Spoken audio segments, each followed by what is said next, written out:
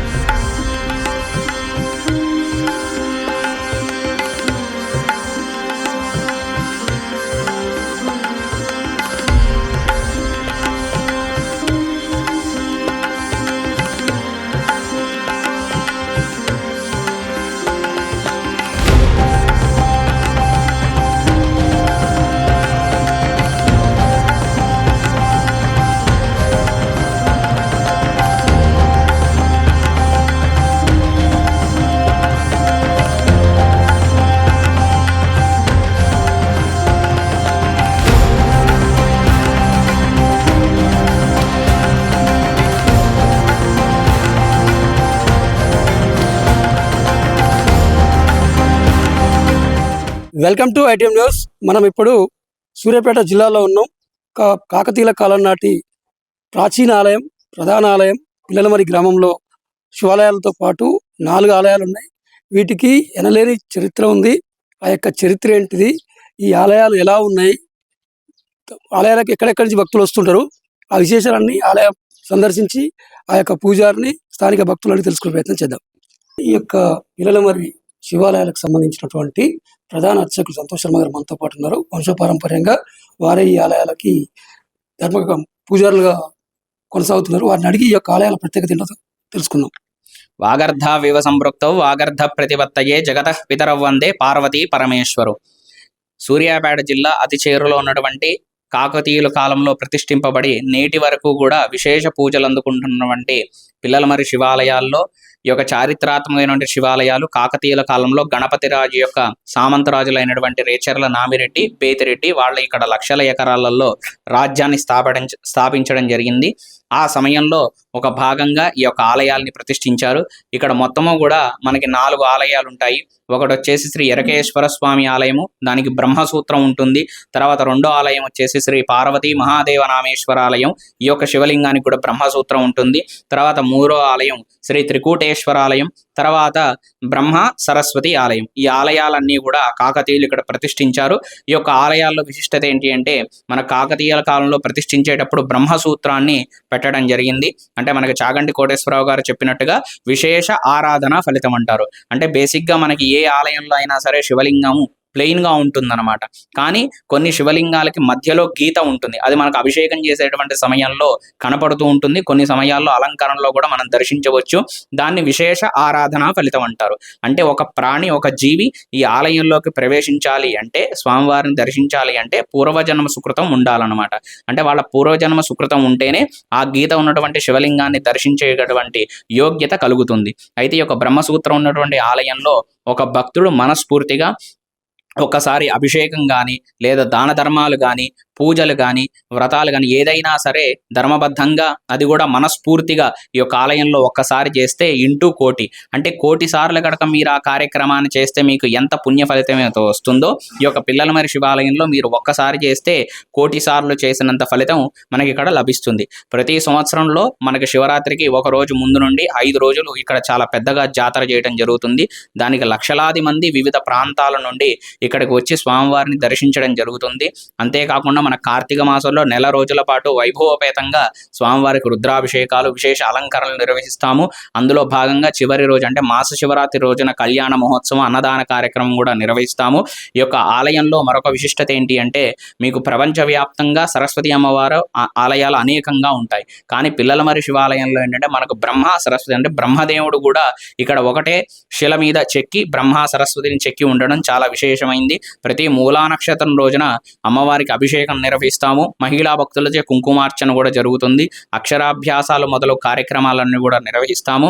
అందులో భాగంగా మనకి ప్రపంచంలో మనకి ఏ విధంగా అయితే అరుణాచల క్షేత్రము మరియు శ్రీశైల క్షేత్రంలో ప్రతి అమావాస్య ముందు వచ్చేటువంటి త్రయోదశి సాయంత్రం పూట నందికి అభిషేకం చేస్తారు. అది చాలా విశేషమైంది. అందులో భాగంగానే మన పిల్లలమరి శివాలయంలో కూడా ప్రతి అమావాస్య ముందు వచ్చేటువంటి త్రయోదశి రోజు సాయంత్రం ప్రదోష సమయంలో నందికి భక్తుల యొక్క స్వహస్తాలతో ఇక్కడ చేయిస్తాం. అంటే బేసిక్గా అక్కడ పుణ్యక్షేత్రం క్షేత్రాలలో కేవలం అర్చకులు మాత్రమే చేస్తారు. కానీ ఇక్కడ ఉన్నటువంటి మన పిల్లలమర్రి క్షేత్రంలో భక్తుల యొక్క స్వహస్తాలతో నందికి అభిషేకం నిర్వహించడం జరుగుతుంది. తర్వాత సంతానానికి సంబంధించి, వివాహానికి సంబంధించి ఇక్కడ కాకతీయుల కాలం నాటి పుట్ట ఒకటి ఉంది. అక్కడ నాగేంద్ర స్వామిని ప్రతిష్ఠించడం జరిగింది. మానసాదేవి అమ్మవారు అంటారు. ఆ అమ్మవారికి కూడా విశేషంగా ప్రతి మంగళవారం పూట భక్తుల యొక్క స్వహస్తాలతో నాగదేవతకి అభిషేకము, మరియు ఎవరైనా మొక్కుబళ్ళు ఉన్నవాళ్ళు ఒకరోజు రాత్రి వచ్చి ఇక్కడ నిద్ర చేసి తెల్లారి ముడుపు కట్టడం వంటి కార్యక్రమాలు ఎన్నో యొక్క ఆలయంలో నిర్వహించడం జరుగుతుంది. ఒక మనిషి వచ్చి ఈ ఆలయాన్ని సందర్శించాలంటే ఒక్కరోజు కూడా సరిపోదు. అంత విశేషమైన శిల్పకళతో ఈ యొక్క ఆలయాన్ని చెక్కడం జరిగింది. ఇక్కడ ఉన్నటువంటి ఆలయాల్లో త్రికూటేశ్వర ఆలయం చాలా విశేషమైంది. అక్కడ ఏంటంటే మనకి ఒకటే నంది. బేసిక్గా ఎక్కడైనా నంది ఉన్నప్పుడు స్వామివారి వైపు అంటే శివలింగం వైపు ఆ మొహం చూస్తూ ఉంటుంది స్వామివారి యొక్క, నందీశ్వరుడి యొక్క ముఖం. కానీ మనకి ఇక్కడ ఉన్నటువంటి త్రికూటేశ్వర స్వామి ఆలయంలో మనకు విశేషంగా 3 శివలింగాలు ఉంటాయి అన్నట్టు. 3 వైపులు 3 లింగాలు ఉంటాయి. నంది మొహం చాలా క్రాస్గా ఉంటుంది. ఎందుకు అంటే ఒక కన్నుతోని 2 శివలింగాల్ని నందీశ్వరుడు చూస్తాడు, రెండో కన్నుతోని 3వ శివలింగాన్ని చూస్తాడు. దాని త్రికూటేశ్వర ఆలయం అంటారు. తర్వాత అందులో భాగంగా ఎక్కడైనా సరే మన కాశీ నుండి శ్రీశైలం వరకు ఎక్కడైనా శివలింగం ఇలా ఉన్నప్పుడు ప్రాణమట్టం అనేది మనకు ఉత్తరం వైపు ఉంటుంది. అంటే ఉత్తర చండీశ్వరాయ నమః అని చెప్పారు. కానీ మనకు త్రికూటాలయంలో మాత్రం 2 లింగాలకి తూర్పు వైపుగా ఉంటుంది. అంటే మనం స్వామివారి మీద ఏ ద్రవ్యంతో అభిషేకం చేసినా సరే అది మనకు తూర్పు వైపుగా ప్రవహించడం జరుగుతుంది. తర్వాత ఎరకేశ్వర స్వామి ఆలయం మనకి రామప్ప దేవాలయం అయితే ఏ మాదిరిగా అయితే మనకి కట్టడం జరిగిందో అదే విధంగా దానికి ఏమాత్రం తీయకుండా అంత వైభవపేతంగా మనకి ఎరకేశ్వర ఆలయాన్ని నిర్మించారు. తర్వాత మహాదేవ నామేశ్వర ఆలయంలో మనకి బ్రహ్మసూత్రం ఉంటుంది. నామేశ్వర ఆలయంలో మాత్రమే అర్చకులు మాత్రమే లోన గర్భాలయంలో అభిషేకం చేస్తారు. ఎరకేశ్వర ఆలయంలో భక్తులందరూ కూడా టవలు అంటే సాంప్రదాయమైన దుస్తుల్లో వచ్చిన వాళ్ళు ఎరకేశ్వర స్వామి ఆలయంలో గర్భగుడిలోకి వెళ్ళి అభిషేకం చేసుకునేటువంటి సౌకర్యం కూడా ఉన్నది. పిల్లలమర్రి దేవాలయాల్లో శివాలయాలు ప్రత్యేకించినవి. హైదరాబాద్ నుంచి విజయవాడ వెళ్ళేవారు, విజయవాడ నుంచి హైదరాబాద్ వెళ్ళేవారు మధ్యలో ఇలా వచ్చి ఇక్కడ శివాలయాలు చక్కగా దర్శనం చేసుకుని వెళ్ళారు. ఇక్కడ 2 శివాలయాలు ఉన్నాయి. ఒకటి ఎరకేశ్వర స్వామి దేవాలయం, ఇంకొకటి మహాదేవ నామేశ్వర టెంపుల్. ఈ ఎరకేశ్వర స్వామి దేవాలయం హైట్లో ఉంటుంది. ఇది 12వ శతాబ్దంలో కాకతీయుల కాలం నాటి నిర్మాణం జరిగింది. అంటే దాదాపు 100 సంవత్సరాల క్రితం ఈ దేవాలయ నిర్మాణం జరిగింది. అద్భుతమైన రాతి కట్టడాలు, చాలా అద్భుతంగా నిర్మాణం జరిగింది. ప్రతి ఒక్కటి రాయితోటే నిర్మాణం జరిగింది. అద్భుతమైన శిలాఖండాలు. ఇది చూసుకుంటే 5 తలల నాగుపాము ఎలా ఉంటుందో అలా చక్కగా చేశారు. ముందు కోరలు, కింద చారలు, పైన మనులు చూడండి. చాలా అద్భుతంగా చాలా మంచిగా చెక్కారు. మొత్తం రాతి కట్టడాలు. ఎక్కడ చూసినా కూడా రకరకాల బొమ్మలతోటి ఉంటుంది. ఇక్కడ మధ్యలో మండపం ఉంది, రాజనర్తకి మండపం. అంటే శివుడి ఎదురుగా చక్కగా నర్తకి వచ్చి నృత్యం చేస్తుంది అనమాట శివుడి ఎదురుగా. అందుకోసం పెద్దగా మా కళ్యాణ మండపం అదే నర్తకి మండపం ఏర్పాటు చేశారు. ఎక్కడ చూసినా కూడా అద్భుతమైన కళాఖండాలు. మనం రోడ్లో పచ్చడి నూడ్చుకోవాలంటేనే చాలా అన్ఈజీగా ఉంటుంది, కష్టపడలేము. అలాంటిది ఎంతో మంది, 100 మంది కష్టపడి చాలా అద్భుతంగా నిర్మాణం చేశారు. రాయిని చెక్కేటప్పుడు ఎలాంటి బ్రేకింగ్ కాకుండా, ఇరగకుండా చూడండి ఎంత అద్భుతంగా చెక్కారో. ఒక్కొక్కటి ఒక్కొక్క కళాఖండాలు. ఎటు చూసినా మీకు అద్భుతమైన కళాఖండాలు ఉంటాయి. మొత్తం రాయి తప్ప వేరేది సిమెంట్ కానీ, ఇటుక కానీ, మట్టి కానీ ఏది ఉపయోగించకుండా అద్భుతంగా నిర్మాణం చేశారు. అక్కడ చూడండి పెద్ద మండపం, రాజనర్తకి మండపం చాలా బాగుంటుంది. ఇక్కడే కాకుండా దీనికి ఒక 100 గజాల దూరంలో మీకు తూర్పు భాగంలో ఉంటుంది మహాదేవ నామేశ్వర టెంపుల్. దాని పక్కన సరస్వతి అమ్మవారు ఉంటుంది. దాని పక్కన త్రికూటేశ్వరాలయం అని 3 శివాలయాలు పక్క పక్కన ఉంటాయి. ఒకే రకంగా ఉంటాయి. ఎలాంటి పొడుగు వెడల్పులు అన్ని అద్భుతంగా ఉంటాయి. చాలా బాగుంటుంది. అందరూ రాండి, చక్కగా దర్శనం చేసుకోండి, ఆ పరమేశ్వరుని యొక్క అనుగ్రహం పొందండి. నమస్కారం. ఈ టెంపుల్ ప్రత్యేకత ఏంటి? మీరు ఎక్కడి నుంచి వచ్చారు? మేము ఇక్కడే ఊర్లోనే ఉంటాం. ప్రతి సోమవారం గుడికి వస్తూ ఉంటాము. మాకు ప్రత్యేక దర్శనం ఉంటుంది. పొద్దున్నే 4 గంటలకి, మార్నింగ్ 4 నుంచి 6:30 వరకు ప్రత్యేక దర్శనం తీసుకుంటాం. మళ్ళీ ఊర్లో నుంచి జనాలు కూడా పొద్దున్నే చాలామంది వస్తారు. సూర్యాపేట నుండి కూడా వస్తారు, విజయవాడ నుంచి అయినా సరే. పక్కన ఊర్లో దేవస్థలాలు, మా దగ్గర 3 దేవస్థలాలు ఉన్నాయి మొత్తం. ఇది పెద్ద కేశ్వరాలయం అంటారు, జనకేశ్వరాలయం. అక్కడ ఇంకో గుడి ఉంది, మంచిగానే ఉంటుంది అంతా. పంతులు గారు ఎప్పుడు 24 గంటలు ఇక్కడే ఉంటారు. ప్రతి పండగకి, శివరాత్రికి ఇక్కడ పెద్ద పెద్ద ఊర్లో నుంచి అయినా సరే ఎక్కడి నుంచి అయినా దూరంగా ఉన్న వాళ్ళు కూడా ఇక్కడికి వచ్చి అన్ని రకాలుగా మంచిగా చేస్తూ ఉంటారు. ఈ ఉత్సవాలు ఎప్పుడు జరుగుతుంటాయి? శివరాత్రి రోజు 3 రోజులు ఉత్సవాలు జరుగుతాయి. ఇక్కడ స్పెషల్గా ఏంటంటే ప్రోగ్రామ్స్ కూడా జరుగుతూ ఉంటాయి. ఈ గుడికి సంబంధించిన ఎవరైతే ఉన్నారో పెద్ద మనుషులు వాళ్ళు చూసుకుంటారు. మొత్తం ప్రత్యేక దర్శనం టోకెన్ ఉంటుంది. ఆ రోజు ప్రసాదాలు పంచడం జరుగుతుంది. డైలీ ప్రతిరోజు ప్రసాదాలు పంచుతూనే ఉంటారు.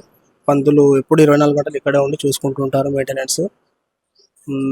నార్మల్గా ఉంటేనేమో ఇక్కడ ప్రజలు ఎక్కువ ఎక్స్పెక్టేషన్స్ ఎలా ఉంటాయంటే నార్మల్గా శివరాత్రికి ఎలా ఉంటుంది ఇక్కడ మన దగ్గర హుజూర్నగర్ దగ్గర జరుగుతుంది అంట, మేలచెరువు దగ్గర.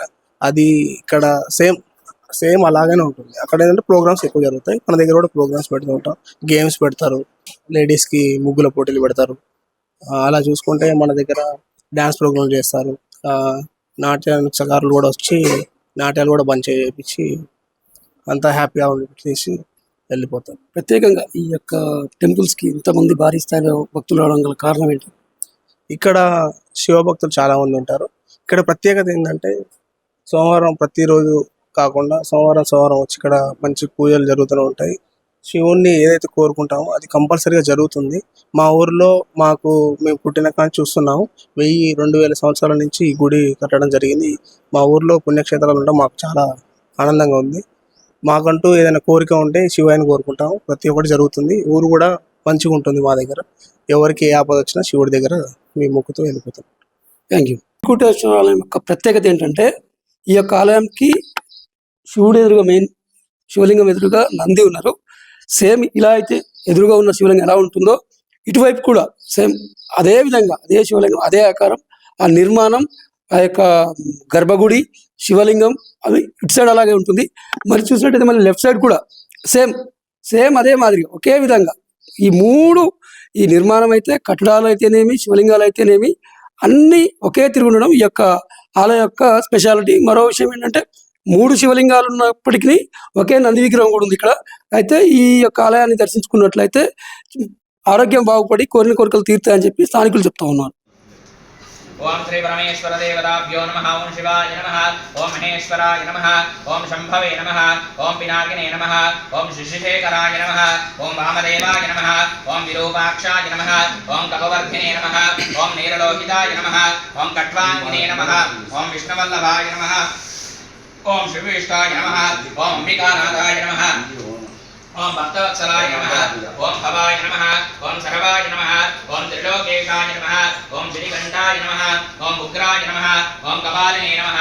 ఓం కామాలయే నమః. ఓం అంధకాసురసూదనాయ నమః. ఓం గంగాధరాయ నమః. ఓం లలాటాక్షాయ నమః. ఓం కాలకాలాయ నమః. ఓం కృపానిధయే నమః. ఓం భీమాయ నమః. ఓం పరుషహస్తాయ నమః. ఓం మృగపాణినే నమః. ఓం జటాధరాయ నమః. ఓం కైలాసవాసనే నమః. ఓం కవచనే నమః. ఓం కఠోరాయ నమః.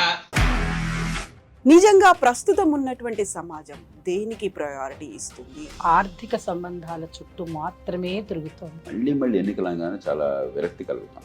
మంచి అనిపిస్తుంది కదా, లేడీస్ కూడా ఛాలెంజింగ్ జాబ్స్ చేసినప్పుడు చాలా బాగుంటది. ట్రాఫిక్ అసిస్టెంట్స్ గా నియమించిన ట్రాన్స్జెండర్స్ అందరితో సాల్యూట్ చేయించుకుంటున్నారు. ఫుడ్ డెలివరీ ఇవ్వటానికి వెళ్ళినటువంటి డెలివరీ బాయ్ అనిల్ పై కళ్ళ ముందు పెళ్ళండి